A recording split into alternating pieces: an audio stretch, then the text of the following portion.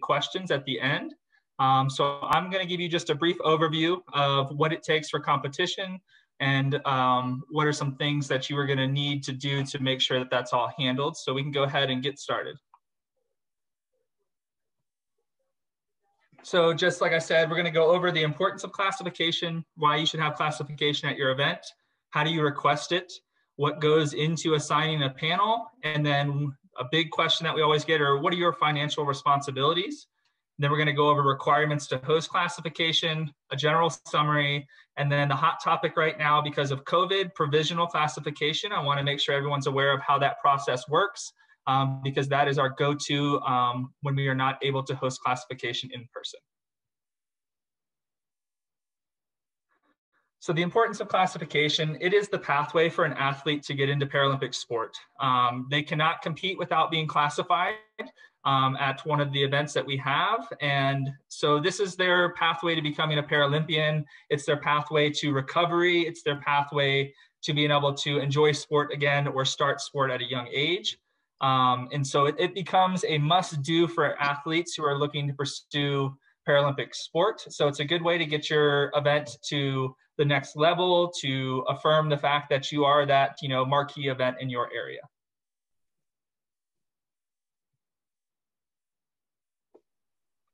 And so the requirements that you have to meet to be able to request classification, you have to be sanctioned by your governing body, so national or international, depending on the level of your event.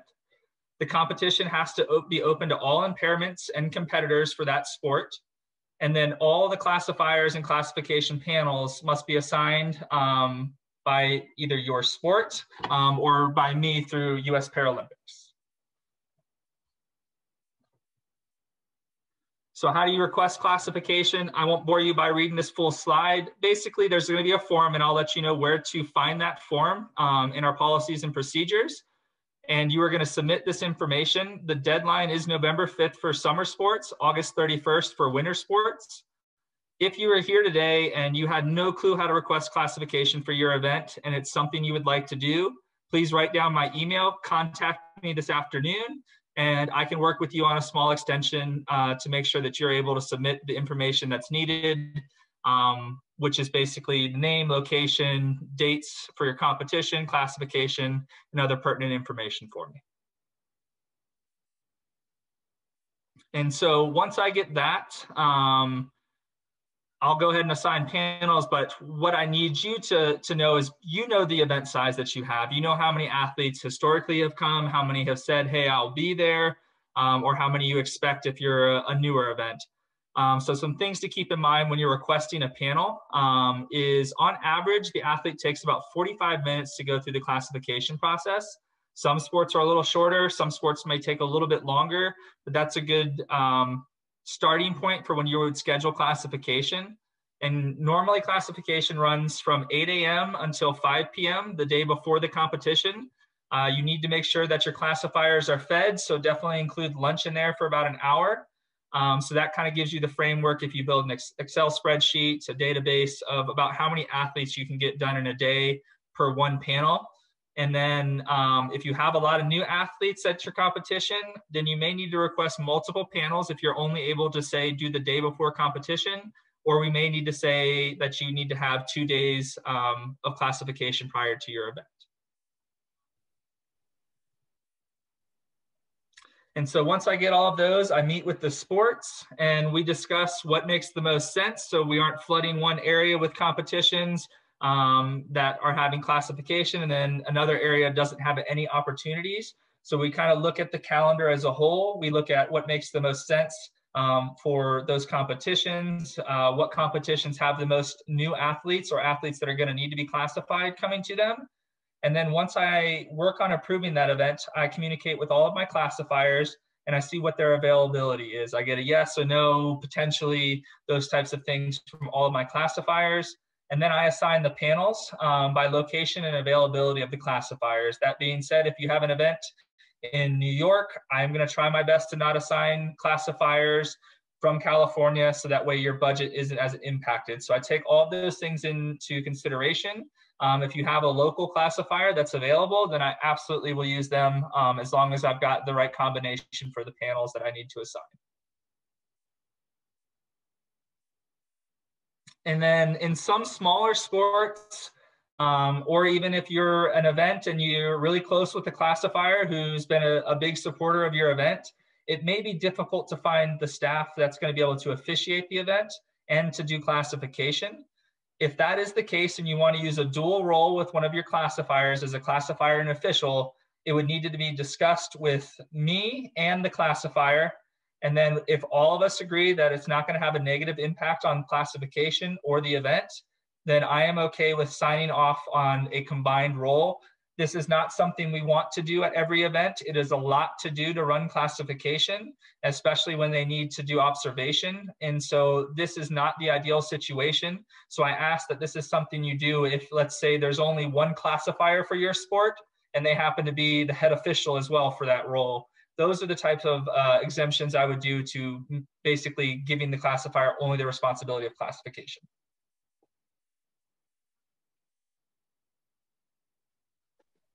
So we're going to break down some of the financial responsibilities. The event, so LOCs, the local organizing committee, you are responsible for flights and ground transportation for the panel or panels, depending on the size of your event.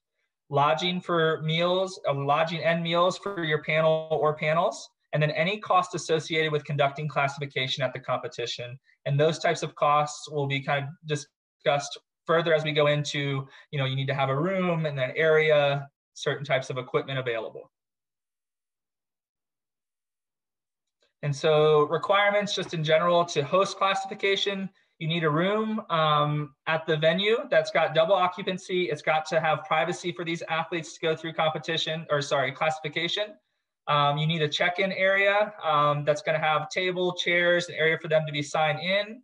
And then we ask that that is managed by an event staff member or a volunteer that is assigned just to check in. You need a bench and massage table per classification, so one of those, 2 to 3 chairs in each bench area, dividers so that we can have some screens for privacy.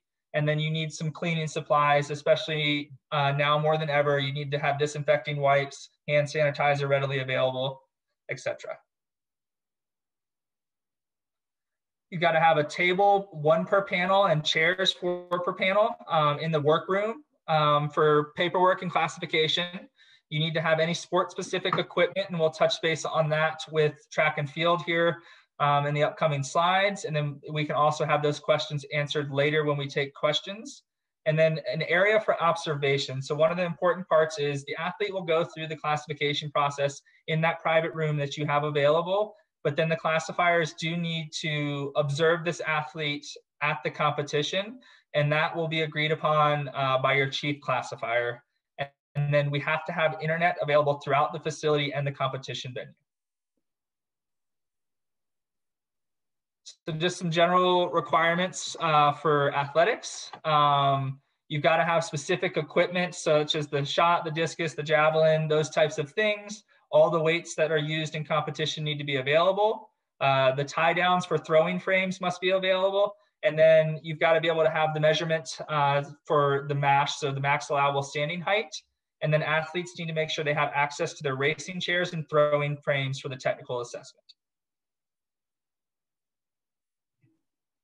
So just going to go over a summary of just the LOC roles. So you will receive requests. So an athlete will say, hey, I'm coming to your event. I've never been classified before, or I have classification that needs to be reviewed before my next competition. You need to make sure you collect all of those names. You will provide the final entry list of all athletes at least 3 weeks prior to the competition to me, so that I can go in and see if there are any athletes that may have misunderstood that they need classification. A lot of times we get athletes that say, hey, I need to be classified, and they're actually already confirmed. And then you need to have the classification evaluation timetable, and we'll work on that together when I let you know the final number of athletes that need classification. And then you are responsible for making sure that those athletes, coaches, parents, and teams have the timetable and other information relating to classification and the competition. And then you can have the athlete reach out to me. A lot of times that just takes out, more steps for you to get the medical diagnostics form. And so they can contact me if they don't have that. I suggest as an event, you reach out to me and we can have you post that on your site so that athletes can download that and send it directly to me, because I make an individual file for every athlete that submits one of those. And then once again, you've got to cover travel and accommodation costs for all of your classifiers. And then we need you to contact the classifiers at least 60 days prior to the event start. We know that that may be different this upcoming year with competitions maybe being impacted by COVID, but the more communication you have with your classifiers, the better, because then they can let you know any things that they may need. You can say, hey, this is what I'm thinking of for my room to do classification, and they're a huge resource. And then they need accreditation for the event, make sure they have full access to the venue. And then you've got to identify that area where you're going to have classification. And then you are responsible for providing all the classification paperwork to the chief classifier when they arrive so that they can review all of that.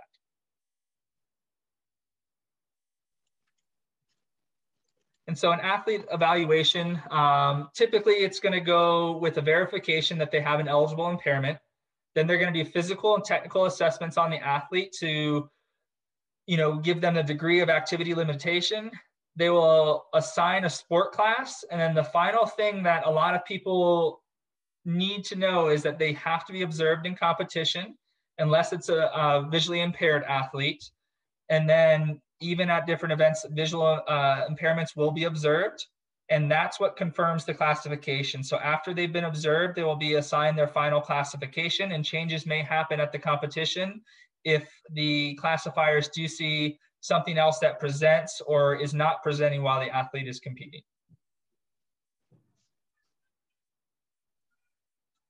And then maximum allowable standing height. So the classifiers have to determine this with any athlete 14 and older. And what that essentially is they're going to take a measurement from somewhere else on their body that's not been impacted, and they are going to calculate that MASH for that athlete. And then athletes must confirm at their competition that they meet that requirement. So they are not able to be above what their maximum allowable standing height is. And Deanne can discuss this a little bit later if people have questions related to this. And so we're going to kind of break down some different classifications right now. I'm really going to hit on provisional classification because right now we are not doing virtual classifications just because it is hard to do a virtual classification that would actually have you nationally classified and not national provisional, because you're unable to have the hands-on assessment that the classifier would do to determine different things like range of motion and those types of things. So we have this process, which is if your athletes don't have the access to classification at an event, if you're hosting an event and an athlete says, I want to come to your event, but I've never been classified and you don't have classification, please have the athlete contact me, and they'll need to submit their normal documentation as if they were coming to the event. And then we will also ask for some videos and things that the classifier would like to see. And this is an ongoing process with the athlete until that they are given their provisional classification, because a classifier does have the right to request additional documentation. And to make it easier on everyone, we ask that they submit this at least 4 weeks in advance of your competition, so that if you do get a request from an athlete who's not been classified and would like to compete, it's not the night before your classification, because we would like to give all athletes the opportunity to compete if available. And so just again, provisional is the athlete has been seen remote. So this athlete has not undergone the classification in person. We've reviewed their medical documentation. We've seen videos and other supporting documents. And we've been able to say, we believe based on the paperwork and videos provided, you would be this class.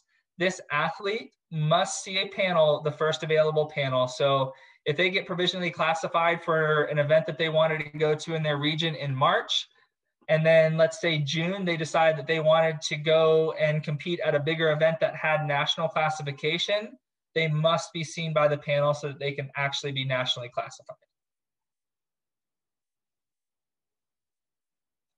So national classified is the NN. So this means that the athlete has gone through classification and they've only appeared once. If an athlete has NN, there's no need for them to go to another classification. If an athlete just wants to compete locally, just wants to compete nationally, this is all they need to compete at any event. They will not need to be seen by another panel. And this is where we do get some athletes and some event directors that get kind of turned around on the national classified, because some athletes think that they must go through classification at every event. But that's why we have you submit those lists, because if an athlete has the NN classification, they are good to go. National review, this is something that an athlete's been seen by at least one panel, and they're designated as a review. And so the review may be because their condition may change over time. It may include a fixed review date. So it may say NR and then a year. And it's for athletes who have fluctuating impairments, and athletes can request a review if their impairment has changed, they've had additional surgery, injuries, things like that. So we can have them, if an athlete requests that and we say, it looks like based on your medical diagnostics form that you have submitted the updated information, we'll put you as NR so that at their next competition, they must be seen. So if an athlete has an NR, they will be seen by your panel at the competition you're hosting. National confirmed. This is the one that can get a little confusing. This means an athlete has been seen by two panels and they are confirmed by their national federation that they do not need to undergo classification again.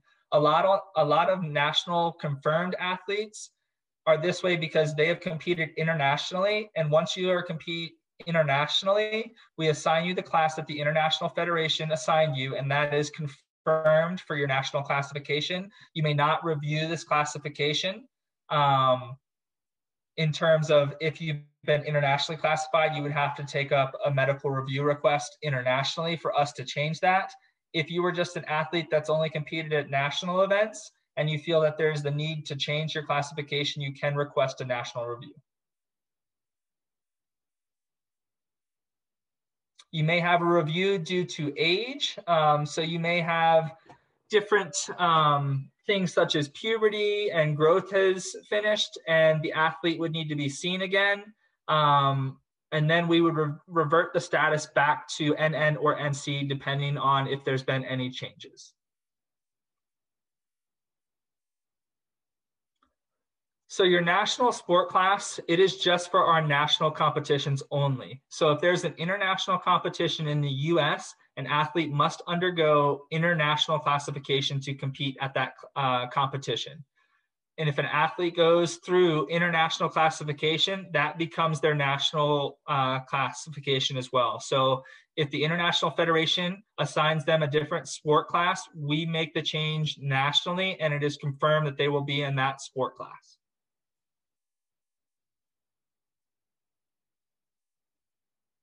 And so just to kind of finish up here before we take questions, this is the location where all the information, I know I've discussed a lot of forms and things that you can look for. Our entire national classification policies and procedures is available on our teamusa.org site. And then these are the locations where it talks about event-specific things that we started with, and then all of those different forms. If you are unable to locate any of these things, please feel free to contact me, send me an email, and I will happily send you the forms that you need. If you're requesting classification for your event, or if you are trying to help an athlete go through provisional, or if somebody needs a review, and those types of things. So I believe that's all I have for you today. So I will open it up to questions. We do have representatives from swimming and track and field. So I will let them take those questions on. So Deanne is going to be track and field, and Glenn will be our swimming classifiers.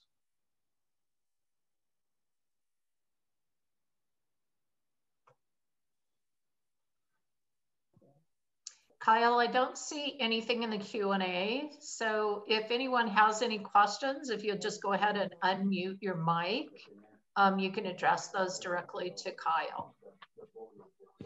Hey, Kyle, this is Jerry Clayton. I don't know whether you mentioned it, maybe I just missed it. LOC is responsible for the cost for chief classifiers as well, right? Correct. Yeah. Any classifier that comes to your event, you're responsible for their travel, their lodging, and their meals.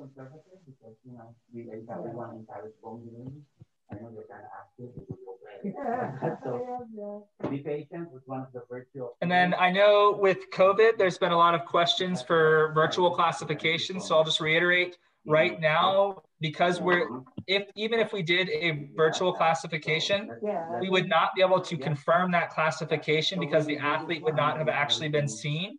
And so it would be a provisional classification for the athlete. So currently, we're still just moving forward with our provisional classification. So have that athlete contact me if they're unsure of what those steps are, and I'll be sure to take them through those steps so that we can give them a provisional classification.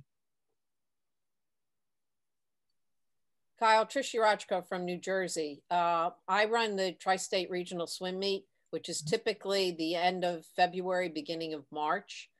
I won't know, obviously, this year until after the first of the year whether we even are going to have it based on the venue. But my question, I guess, really is that when I send out the application, I usually like to know if I have classifiers, and I don't always find that out. So sometimes I'm a little bit late in getting things, getting things back to, there are things getting to me, whether I know the classifiers. So sometimes I send it out, and then eventually the process has become in the past that the classifiers, people will come and say, yes, they want to be classified. And all the paperwork is attached in the packet that is available to them. So I remind them that they have to get all that out. But sometimes by the time everything gets done and gets back, there's not that 4-week window. Mm-hmm. So, because it's one of the first meets, is there an issue with that? Or how can I, what are your recommendations on how to deal with that? I typically know most of the swim classifiers. They've been coming back for a couple of years. So I have their emails and all, and I will contact them as soon as I know who they are, and keep them in the loop on everything. But I just wanted to know, particularly this year, I guess, because it's going to be a really, really tight window, how that's going to be handled. What I would suggest is on your event page, make sure that athletes know that provisional is an option right now. Okay. Because the best thing that we can do for an athlete, so let's say that you don't have a panel coming to your event and it's 2 weeks before the event and you say, we're a go, we've gotten all the approvals, we've got all the guidelines in place, and an athlete decides they really want to be there because they haven't competed in a year, they can absolutely contact me. We will do our best to make sure that we can get them a provisional classification. And a lot of times events will have open classes, and next year that may be something to consider for a lot of events if you don't currently have one, because if an athlete isn't classified and we don't have the availability and the time to get classification, because let's say it's a complicated classification where we need multiple videos, they may not have a venue where they can go and get themselves swimming in a lane right now because of shutdowns, that we would want to make sure that you just have an open class that just says, hey, anyone who feels they have an impairment is eligible to compete in this. And then that way you can allow the athletes still to come to your event, enjoy themselves, see what parasport's all about. And then you can kind of direct them from that point forward of, hey, I really do think you've got an eligible impairment. Let's get you down into that, classification pipeline. Okay, great. Thank you. Mm-hmm. You're welcome. Kyle, we have one additional question from Jerry Clayton in the chat. Are provisional classes allowed to set records? I would have to get back to you on that officially, Jerry. I would say that the athlete, if they set the record, it would never stand until they've actually been seen by a panel and confirmed. So I can't say with 100% certainty that, let's say they set the record at your event that's provisional, and then 6 months later they're confirmed. I would say the record probably wouldn't stand because changes could have happened. It's hard to say. It would depend on the impairment. If it's the amputation and there's not going to be any change within 6 months, then it may be more likely that once they're confirmed, they're good. But with different impairments that may be degenerative over time, fluctuate, those types of things, it's going to be a lot harder to confirm that would be a record. I'm just curious. I've not seen any national discussion about that going forth in a way that's internationally the way we do it. Yeah, that's honestly, that's the first I've heard any communication with records, and that's definitely something for me to follow up on. Yeah. Thanks, Kyle. Appreciate it. Nice talk. Thank you. I appreciate that. Kyle, I just have a follow-up to Trisha's. So the mention of provisional, I think, is a great option. Is there a standard line that we could all use for our websites and things to make sure we're speaking the same language and consistently? I would just say if you're an athlete that needs to be classified, please contact kyle.knott@usopc.org, or actually you can use the NPC USA. So I'll put that in the chat because that it's just a general email that we use in case I'm out at an event and I'm unable to get to their emails. So I will copy this. So this would be the email that it is a catch-all and it comes directly to my inbox, but we also have others that check this if I am unavailable. So you can just say, please contact NPC USA classification at usoc.org. And then I'll take it from there in the process. You can just explain to them that they will need to have the medical diagnostics form. So that's always a good thing to have those available. And if you look at a lot of the national federations, especially swimming, track and field, and our other in-house sports, their website has an entire page that just says, hey, this is how you get classified. So you can make your life easier and just say, please refer to your sports page. So if you're a track and field event, link to that classification page. So you navigate to the sport from teamusa.org, then it's athlete resources, and then there's going to be a classification tab. And that's going to be the best place that will just catch all, make sure that they understand the entire process, and it's got who to contact to go through that process. But yeah, in terms of language, I would just say, please refer to Team USA's track and field classification page. And if you have any additional questions, please contact, and then you can put that email. Thank you. Yeah, that way you guys aren't having to answer questions and then forward them on to me and back and forth. It'll just streamline it a little bit for everybody. And I'm happy to, if you're an event director and you're just trying to understand like an athlete that may be one of those athletes that's continually contacting you to see what's going on, to keep you in the loop, just send me an email and I'll just make sure the athlete's okay with it in terms of classification questions. And I can keep you in the loop and just say, hey, this athlete has been provisionally classified. But I always suggest before your event, especially now, if you haven't been to the Team USA website since it changed over in late July, we've got a really good classification database that we put a lot of hard work in. Bryce, who was in my position prior to me, worked with IT, and it's through Tableau. So it's a searchable database versus just a PDF. So if you have a question with an athlete, you just go to that page. There's a tab that you can search their name. If you don't know spelling, you can do best guess. And it pulls it up just like an Excel spreadsheet and any other spreadsheets that you could go and you can search, and it tells you everything you need, even the MASH for the athlete. So it's a good resource for your classifiers, and it's a really good resource for an event director if you're trying to confirm if an athlete really does need to go through classification. Kyle, could you go ahead and submit that in the chat as well, the location of that? Yeah, so I'll just do it for track and field right now. And I can do it for swimming.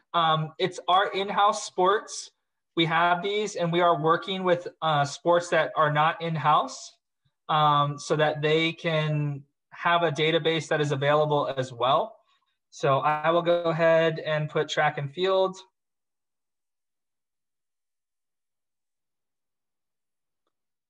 So once again, you go to teamusa.org, you go to sports, and then you click the drop-down menu once you're at your sport page. It's athlete resources, classification, and then you get to classification, and it's the National Classification Database. And so I'll just drop it in there for track and field.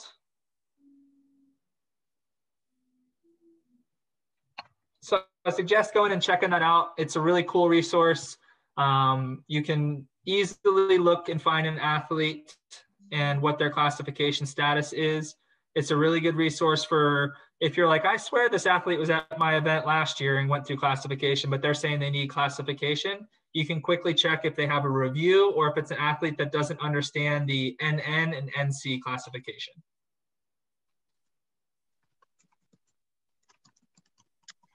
Deanne and Glenn, we don't want you to be silent participants on this. So I don't know if you guys want to add anything to what Kyle's already presented, or if you have any updates from your sports, we'd love to hear from you guys. I was just going to pull up the swimming classification. It is the exact same setup as the track and field. So I will drop that in there too, into the chat.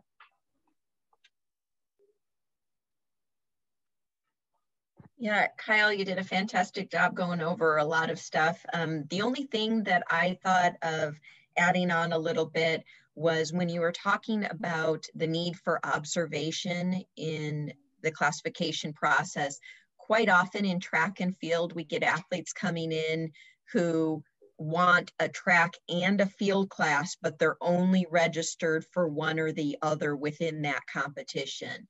And so the classifiers cannot give them that other area. So if they're only doing track races, we can't give them a field class if they are not competing in field at that event for us to observe. So making sure that you make that recommendation with athletes when they're signing up. If they have any desire to possibly get both of those classes, then that would be a good meet to enter in some event for golfing. Hey, Deanne, Mm-hmm. Should we make available that most current revised MASH document? Because now officials are going to be doing the measurements instead of you guys. It'd be probably useful for the LOC to realize that. I'm sure if the TD is, if they have a TD for that high level competition, they're going to know. But yeah, I'm not sure what's happening on that nationally, Jerry. Yeah, I don't either. But it's the most recent international document. I think I got it about a month ago. I don't think there was anything hugely changed, but since the officials are the ones that are doing the actual measurements, not the determination of what the value ought to be, but the measurements in the call room, somebody needs to train them, and they have to be aware that that process has to take place. I don't know if it's certainly not that way in swimming, but track and field, it's quite important. Yeah, I thank you, Jerry, for bringing that up, because that was something I was going to ask you, Deanne. I think most of the people on this call have been involved for a long time, but for anybody who isn't, maybe you could just explain the MASH. I mean, Kyle explained it for us, but maybe the piece of equipment that you recommend event directors buy and have, and then, yeah, most of our events, are not going to be WPA sanctioned, so they won't have a TD coming in. So just sort of a general understanding of what the event director needs to know to tell their officials.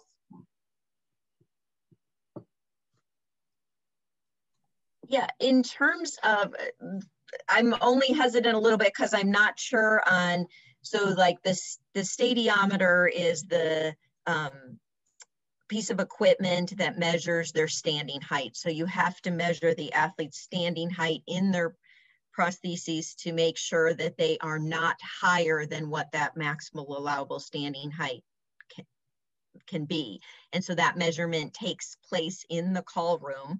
But in the past, sometimes it's been, the stadiometer's been being provided through USOPC, and sometimes it's the actual local organizing committee. And so the reason I'm hesitant is I'm not sure what currently the policy and procedure is on providing that piece of equipment. Can you address that, Kyle?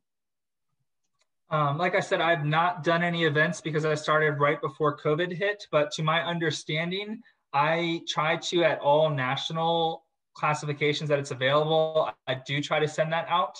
I do need to also update myself on the most current rules. I just got those sent to me the other day. And just see if it needs to be readily available at every event now for the officials to do. So I will have our athletics team, I'm sure they'll address it as a whole, because they're responsible for officials and all that training. So just, Jerry, keep your eye on that pipeline. If you're an official, I'm sure Charisse or Alec will address that with from their federation, what their requirements are going to be moving forward. Yeah, sure. I think if there's anybody on the call right now, you can't just put a mark on a wall to measure height. So a stadiometer is an essential piece of equipment. It can't be not provided. I was just going to add. Do you allow that? Would you allow them to measure a height on a wall?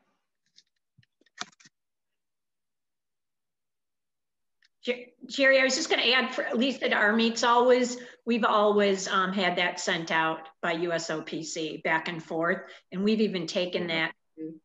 You know, we've even moved it. That's what I thought. That's been my experience for sure.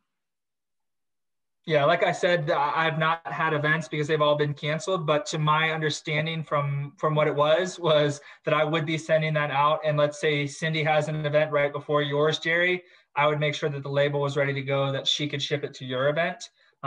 Just because, like you said, it's an essential piece of equipment. And if we actually want the regulations to be followed, it's got to be there. So from my understanding, and unless that changes, it is provided.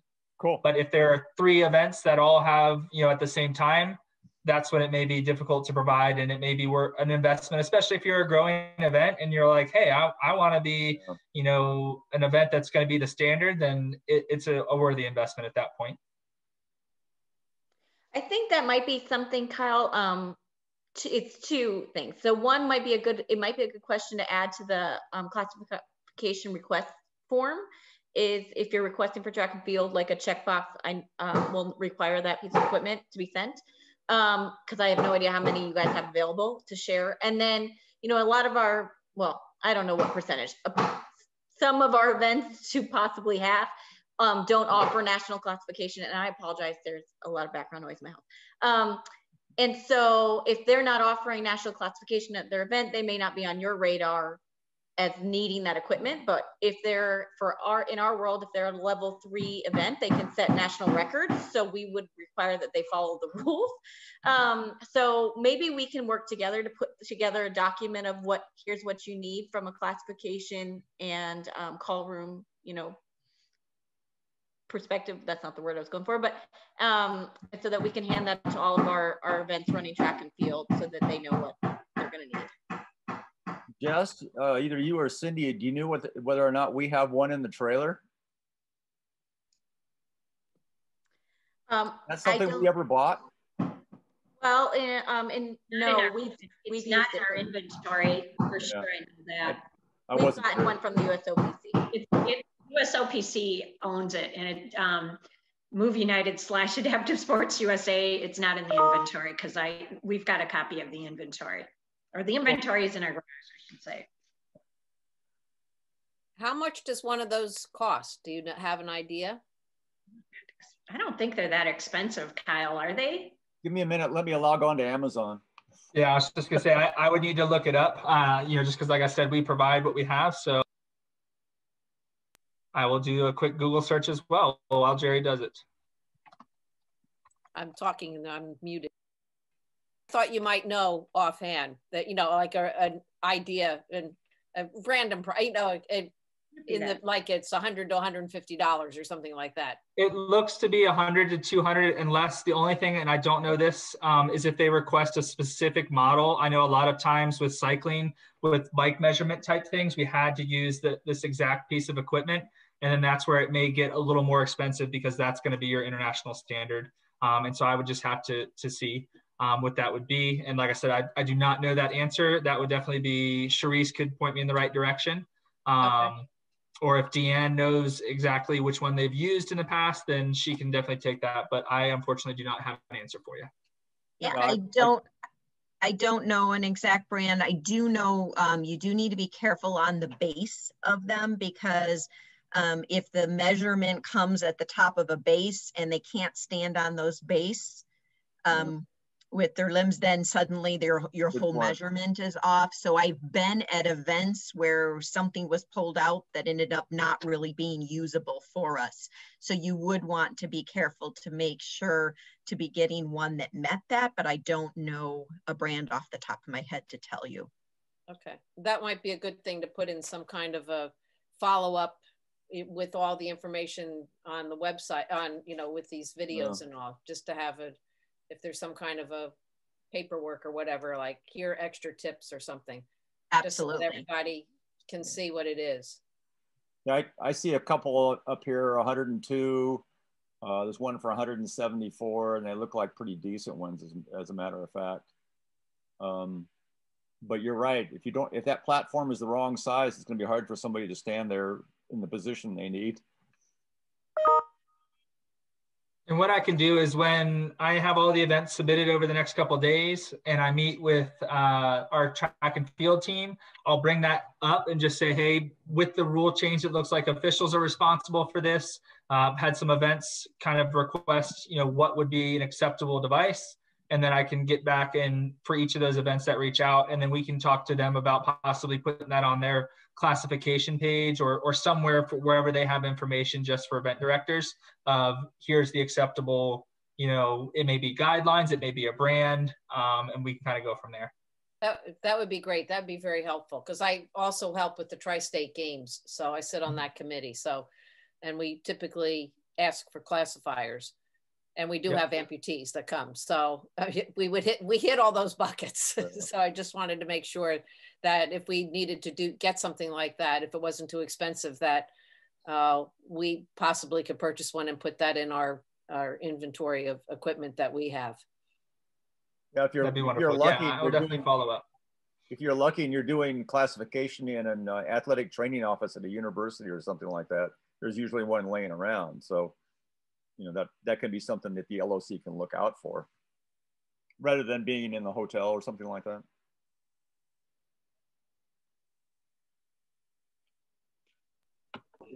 And I just have one for Glenn, because I know this gets asked a lot. It's just, what are your venue requirements when you offer swim classification? Because I think people might forget they need access to the pool. I was just going to bring that up. For swim classification, it has to be done at a competition pool. We need a 25-yard swimming pool. We need the starting block. We need to be able to see them going through a race motion when we do the classification on that technical observation.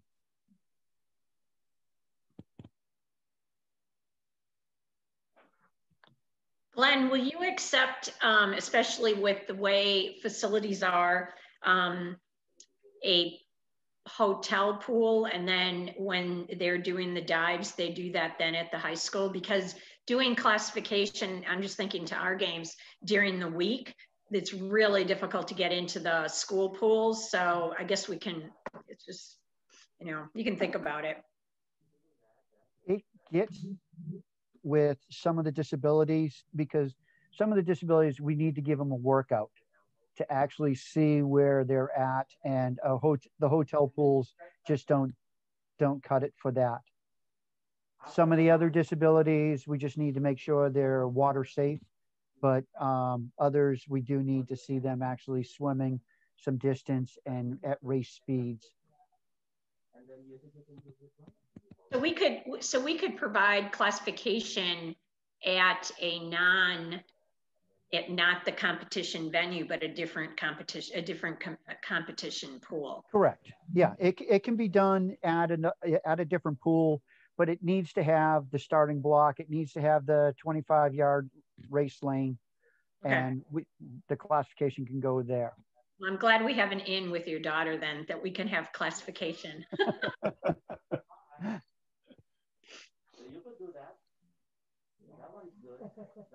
Yeah, she's getting more and more involved with that.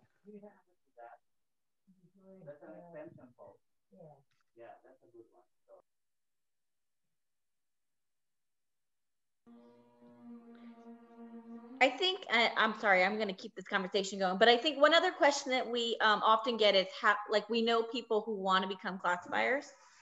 Can you tell us what the process is for that? So we have a form available for those people to fill out. They will contact me and I create a roster, and I work with the sports to see when they need to host classification. It's been a real funky year because with the games being pushed back a year, a lot of sports that were going to host training have had to push it back because of budgets and timelines. So essentially the classifier will contact me. I'm always building a list. And then if it's a federation or a sport that I am not responsible for, so our 6 internal sports, I get them in contact with whoever is responsible for classification at that sport. And then usually what it is you have some sort of academic training just to kind of go over, the presentation of what this includes, what do you have to do for classifier. And then you have to have hands-on learning. So a lot of these classifier trainings take place at an event. And then that's when we would discuss with that event. Usually it's an event that's been a standing event for a while, that we would come in and we would do the training the day before the classification. Then they would observe. And then after they do that, they've got to go to a couple of different events as a classifier trainee until our lead classifiers or our most experienced classifiers sign off and they say, oh yeah, Kyle knows his stuff, he's good to go. And then they become a national classifier. When they are a trainee, they are responsible for their expenses for the event. So Jerry, like you were saying, in terms of the head classifier, et cetera, if we assign a trainee to your event, you are not responsible for those costs. If you want to cover them, they will not complain and they will think you're the greatest person ever. But they are responsible as a trainee for all those expenses until they've been signed off. That's a little bit of a motivator for this person to take it seriously, to make sure that they are adequate enough to be able to go to an event where an event is actually going to supply the housing, the flights, those types of things. We want to make sure that this person is able to run classification without any help or oversight. Thanks, Kyle. No problem.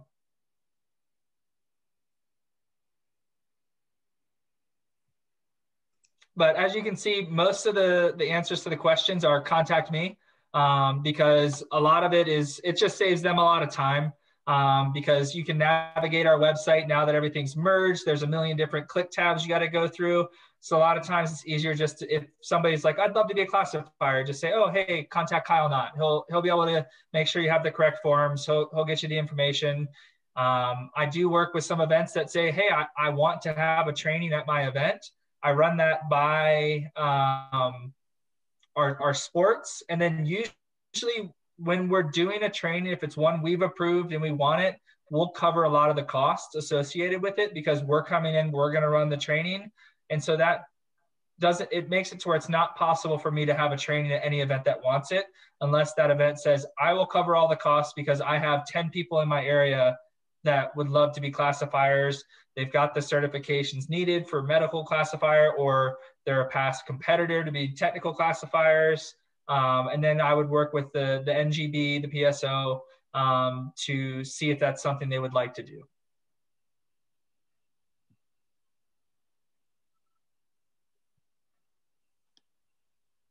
Do we have any additional questions out there? Any comments? Shelley, one other thing I was going to bring up, in Kyle's presentation, he talked about, the not ideal situation, but the sometimes necessary situation where you might have a classifier who's also working as an official, and how that had to go through him and the classifier and all that for approval. The other area we wanted to talk about that with is some events have, their main primary sports might be athletics and swimming, but they also have a smaller archery or a smaller table tennis. And they have some athletes that need classified, but not enough to try to bring in a national classifier. And quite often the track and field, and I don't know if this also happens for the swim classifiers, are asked to also give the archery class or also give a table tennis class. And that makes sense in a lot of situations, but we're just asking that everybody, again, runs that through Kyle and through the classifiers that are assigned in order to give those provisional classes for something else at the same time. Some of our classifiers are really comfortable with that and have that background, others not necessarily so you can't just assume it. And then we just need to make sure there's enough time in the schedule to be doing those additional sports as well, if that's the expectation. Thank you. Do we have any other questions? We've still got a few minutes left on the clock. I can touch base on some stuff that I've had a lot of people ask about, and there has been no follow-up from international federations yet. is, hey, there's a swimming event going on in my community. I'm a track and field athlete. Can I go get classed at that event? And right now the answer is no. The only exemption might be VI. And they're looking at potentially doing some classifications that will allow, let's say, a track and field athlete to go to a Nordic skiing competition and get classed. But the majority of the time with physical impairments, they're not doing that crossover because there's a huge technical part that goes with it. Whereas the VI, a lot of it, it's just done in the ophthalmologist's office. And then there is occasionally, especially if somebody's borderline, observation. But that's the only sport class that I've seen where they have said, we'll consider it, but there's really been no follow-up from any international federation saying they'll allow it. Great, thank you. Anything else? Well, first of all, I would like to thank you, Kyle. That was great information, and Deanne and Glenn. Appreciate you taking your time with us today, and to all of the participants. And if there is nothing else, we will wrap this up. Have a great weekend, and hope to see all of you soon out there in an actual, not virtual setting for a change. But thank you, we appreciate you. Thank you for providing the opportunity, and I look forward to seeing everyone in person as well. Great. Thanks a lot, everybody. This is great. Thank you. Thank you. Have a great